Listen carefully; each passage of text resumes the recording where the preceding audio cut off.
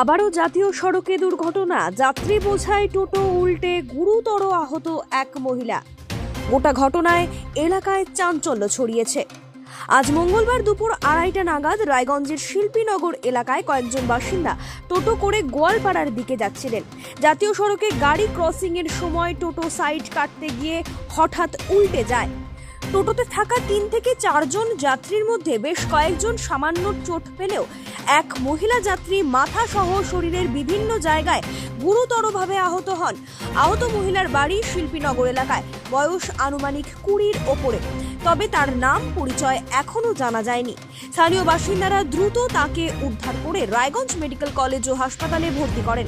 এই প্রসঙ্গে স্থানীয় বাসিন্দাদের অভিযোগ, জাতীয় সড়কের দুই ধারে পাইপলাইনের কাজের পর খোঁড়া অংশ ঠিকভাবে ভরাট না করায় সেখানে গর্ত তৈরি হয়েছে। সেই গর্তে টোটোর চাকা পড়ে গিয়েই দুর্ঘটনাটি ঘটে। এর আগেও একই জায়গায় একাধিক দুর্ঘটনা ঘটেছে বলে দাবি জানান স্থানীয়রা।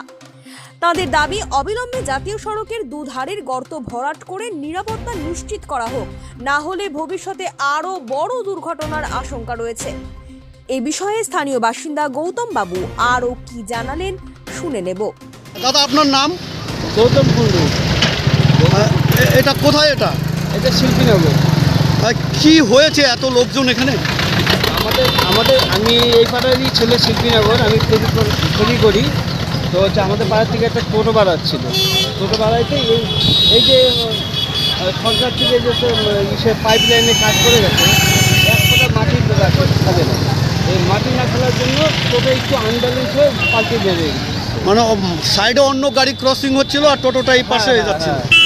মানে গাড়ি চলে আসছে, উনি ব্রেক করছে, ব্রেক করাতে পাল্টে বেড়ে গেছে। মানে এটা কি ওই যে পাইপলাইনে কাজ করার পর ওনাদের গাফিলতি, এরকম পাইপলাইনে কাজ করে গেছে কিন্তু কোনো মাটি ফেলে নাই, তার ফলে এই অ্যাক্সিডেন্ট, একটা এত বড় দুর্ঘটনার সৃষ্টি। মানে যে ব্যথা পেয়েছে ওনার কোথায় বাড়ি জানা গেছে কি? হ্যাঁ, আমাদের পাড়াতেই বাড়ি, শিল্পীনগরে। নাম কি ওনার? ওনার নাম, মেয়েটার নামটা আমি সঠিক বলতে পারতেছি না। তারপরে কোথায় নিয়ে গেল? এখন হচ্ছে সরকারি হাসপাতালে নিয়ে গেল। তার আনুমানিক বয়স কত হবে? 20 বছর হবে, 20 থেকে 22। এখন আপনিও রিপোর্টার, আপনার এলাকার যে কোনো খবর পাঠান এই নম্বরগুলোতে।